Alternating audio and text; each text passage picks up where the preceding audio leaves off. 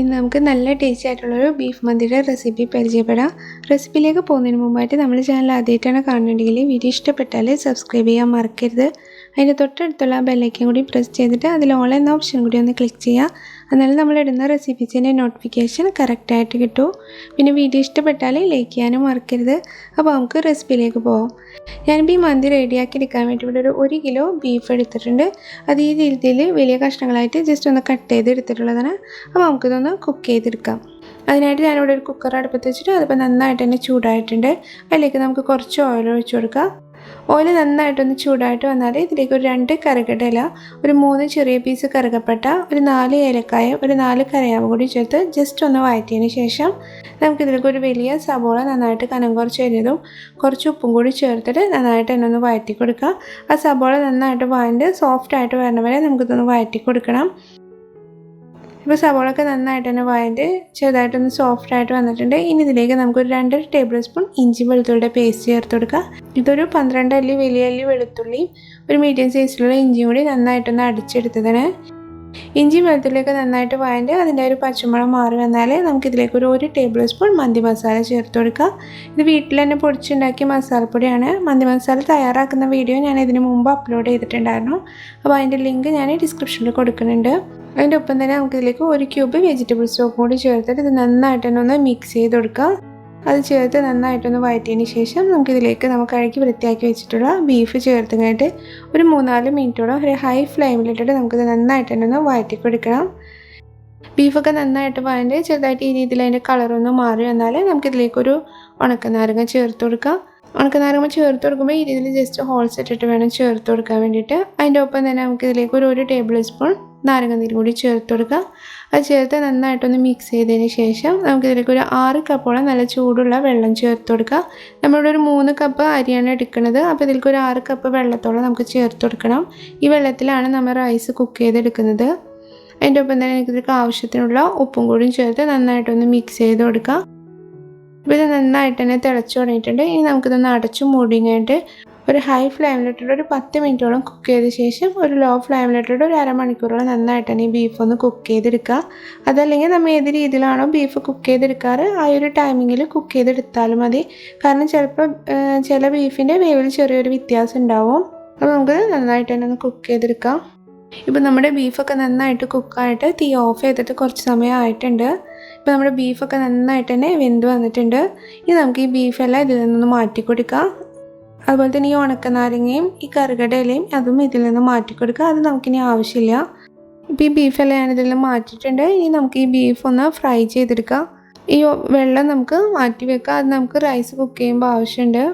അപ്പോൾ നമ്മൾ ഏത് പാത്രത്തിലാണോ റൈസ് കുക്ക് ചെയ്തെടുക്കുന്നത് ആ ഒരു പാത്രത്തിൽ തന്നെ ബീഫ് ഫ്രൈ ചെയ്തെടുത്താൽ മതി. അപ്പോൾ നമുക്കിതിലേക്ക് കുറച്ച് ഓയിൽ ഒഴിച്ചെടുക്കാം. വളരെ കുറച്ച് ഓയിൽ ചേർത്ത് കൊടുത്താൽ മതി.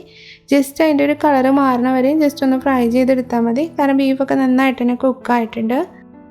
ഇപ്പോൾ ഇതിൻ്റെ കളറൊക്കെ ചെറുതായിട്ടൊന്ന് ചേഞ്ച് ആയി തുടങ്ങിയിട്ടുണ്ട്. ഈ സ്റ്റേജിൽ നമുക്കിതിലേക്ക് ഒരു 1 ടീസ്പൂൺ കുരുമുളക് കൂടി ചേർത്ത് കൊടുക്കുക. അതിൻ്റെ ഒപ്പം തന്നെ ഒരു 1/2 ടീസ്പൂൺ മന്തി മസാല കൂടി ചേർത്ത് കഴിഞ്ഞിട്ട് ജസ്റ്റ് ഇതൊന്ന് മിക്സ് ചെയ്ത് കൊടുക്കുക. ഇപ്പോൾ ഇത് റെഡി ആയിട്ടുണ്ട്. ഇനി നമുക്കിത് ഇതിൽ നിന്ന് മാറ്റി കൊടുക്കാം. ഈ പാനിലേക്ക് നമുക്ക് കുറച്ച് ഓയിൽ കൂടി ചേർത്ത് കൊടുക്കുക. അതിൻ്റെ ഒപ്പം തന്നെ ബട്ടർ ഉണ്ടെങ്കിൽ 1 ടീസ്പൂൺ ബട്ടറും കൂടി ഇതിലേക്ക് ചേർത്ത് കൊടുക്കുക. ബട്ടർ ജസ്റ്റ് ഒന്ന് മെൽറ്റായി തുടങ്ങിയാൽ നമുക്കിതിലേക്കൊരു 3 ചെറിയ പീസ് കറുകപ്പട്ടയും ഒരു 5 ഏലക്കായും ഒരു 5 കറിയാമ്പും കൂടി ഇതിലേക്ക് ചേർത്ത് കൊടുക്കുക. അതിൻ്റെ ഒപ്പം തന്നെ ഒരു 2 കറുകലടയും കൂടി ചേർത്ത് ജസ്റ്റ് ഒന്ന് വഴറ്റിയതിന് ശേഷം നമുക്കിതിലേക്ക് ഒരു 6 വലിയ അല്ലി വെളുത്തുള്ളി ചെറുതായിട്ട് കനം കുറച്ച് കട്ട് ചെയ്തങ്ങായിട്ട് ഇതിലേക്ക് ചേർത്ത് കൊടുക്കുക. ഇതൊരു 2 ടേബിൾ സ്പൂണോളം വെളുത്തുള്ളി ഉണ്ട്. അപ്പോൾ അത് ചേർത്ത് നന്നായിട്ടൊന്ന് വഴറ്റി അത് നല്ലൊരു മൂപ്പായാൽ നമുക്കിതിലേക്ക് ഒരു സബോള കനം കുറച്ച് അരിഞ്ഞതും ഒരു ക്യാപ്സിക്കം കനം കുറച്ച് അരിഞ്ഞതും 5-6 പച്ചമുളക് അരിഞ്ഞതും കൂടി ഇതിലേക്ക് ചേർത്ത് കൊടുക്കുക. അതിൻ്റെ ഒപ്പം തന്നെ 4 പച്ചമുളക് അതേപടി തന്നെ ഇട്ട് കൊടുക്കുന്നുണ്ട്. ഇനി ഇതിലേക്ക് കുറച്ച് ഉപ്പും കൂടി ചേർത്തങ്ങായിട്ട് ഇത് നന്നായിട്ടൊന്ന് സോഫ്റ്റ് ആവണ വരെ നമുക്കിതൊന്ന് വഴറ്റി കൊടുക്കാം. സബോളയും ക്യാപ്സിക്കം ഒക്കെ നന്നായിട്ട് വഴറ്റി ഒന്ന് സോഫ്റ്റായിട്ട് വന്നാൽ നമുക്കിതിലേക്കൊരു 1/2 ടേബിൾ സ്പൂൺ മന്തി മസാല ചേർത്ത് കൊടുക്കുക. അതിൻ്റെ ഒപ്പം തന്നെ ഒരു ഉണക്കനാരങ്ങ കൂടി നമുക്ക് ഇതിലേക്ക് ചേർത്ത് കൊടുക്കുക. ആദ്യം നമ്മൾ ചേർത്ത ഉണക്കനാരങ്ങ നമ്മൾ മാറ്റിയിട്ടുണ്ടായിരുന്നു. അപ്പോൾ ഇതിലേക്ക് ഒരു ഉണക്കനാരങ്ങ കൂടി നമുക്ക് ചേർത്ത് കൊടുക്കണം. അതും ജസ്റ്റ് ഈ രീതിയിൽ ഹോൾസ് ഇട്ടിട്ട് വേണം ചേർത്ത് കൊടുക്കാൻ വേണ്ടിയിട്ട്. അതിൻ്റെ ഒപ്പം തന്നെ 1 ക്യൂബ് വെജിറ്റബിൾ സ്റ്റോക്ക് കൂടി ഇതിലേക്ക് ചേർത്ത് കഴിഞ്ഞിട്ട് ഇതെല്ലാം നന്നായിട്ട് തന്നെ ഇതിലൊന്ന് മിക്സ് ചെയ്ത് കൊടുക്കാം. നന്നായിട്ടൊന്ന് വഴറ്റി മിക്സ് ചെയ്തതിന് ശേഷം നമുക്കിതിലേക്ക് റൈസ് ചേർത്ത് കൊടുക്കാം. ഞാനിപ്പോൾ ഒരു 3 കപ്പ് റൈസാണ് എടുത്തിട്ടുള്ളത്.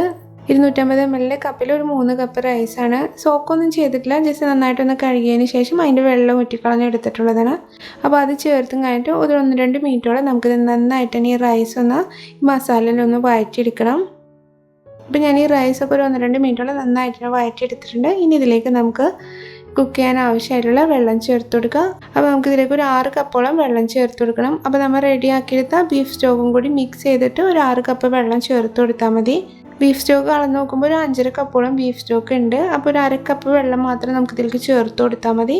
അതിൻ്റെ ഒപ്പം തന്നെ ഇതിലേക്ക് ആവശ്യത്തിനുള്ള ഉപ്പും കൂടി ചേർത്ത ശേഷം നന്നായിട്ടൊന്ന് മിക്സ് ചെയ്ത് കൊടുക്കാം.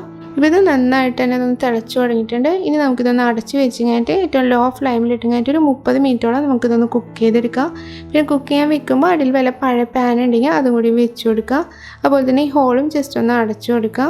അപ്പോൾ നമുക്കിതൊന്ന് കുക്ക് ചെയ്തെടുക്കാം. ഇപ്പോൾ നമ്മുടെ റൈസ് കുക്കായിട്ട് തീ ഓഫ് ചെയ്തിട്ട് ഒരു 10 മിനിറ്റോളം ആയിട്ടുണ്ട്. ഇപ്പോൾ റൈസൊക്കെ നന്നായിട്ട് തന്നെ കുക്കായിട്ടുണ്ട്. ഒട്ടും അടിയിലൊന്നും പിടിച്ചിട്ടില്ല. നല്ല വിട്ട് നന്നായിട്ട് തന്നെ നമ്മുടെ റൈസ് റെഡി ആയിട്ട് വന്നിട്ടുണ്ട്. ഇനി ഇതിൻ്റെ മുകളിലായിട്ട് നമ്മൾ ഫ്രൈ ചെയ്ത് വെച്ച ബീഫ് വെച്ച് കൊടുക്കാം. ഇനി നമുക്കിതിനൊരു കോൾ സ്മോക്കും കൂടി കൊടുക്കണം. അപ്പോൾ അതിനായിട്ടൊരു ചാർക്കോൾ ജസ്റ്റ് ഒന്ന് കത്തിച്ചതിന് ശേഷം അതിലേക്ക് കുറച്ച് ഓയിൽ ഒഴിച്ച് കഴിഞ്ഞിട്ട് ഇതൊരു 3-4 മിനിറ്റോളം നമുക്കിത് ഈ രീതിയിലൊന്ന് അടച്ചു വെക്കാം. ഈ സ്മോക്കൊന്നും പുറത്ത് പോകാത്ത വിധത്തിൽ നന്നായിട്ടൊന്ന് അടച്ചു വെക്കാം. നമ്മത് അടച്ചു വെച്ചിട്ട് ഒരു 3-4 മിനിറ്റൊക്കെ ആയിട്ടുണ്ട്. ഇപ്പോൾ നമ്മുടെ മന്തി റെഡി ആയിട്ടുണ്ട്. നല്ല ടേസ്റ്റി ആയിട്ടുള്ള നല്ല ഫ്ലേവർഫുൾ ആയിട്ടുള്ളൊരു ബീഫ് മന്തിയാണ്. പറ്റുകയാണെങ്കിൽ എല്ലാവരും ട്രൈ ചെയ്തിട്ട് തീർച്ചയായിട്ടും നിങ്ങളെ അഭിപ്രായം അറിയിക്കുക. വീഡിയോ ഇഷ്ടപ്പെട്ടാൽ ലൈക്ക് ചെയ്യാൻ മറക്കരുത്. അപ്പോൾ നമുക്ക് വീണ്ടും വേറൊരു റെസിപ്പിയുമായി കാണാം. താങ്ക്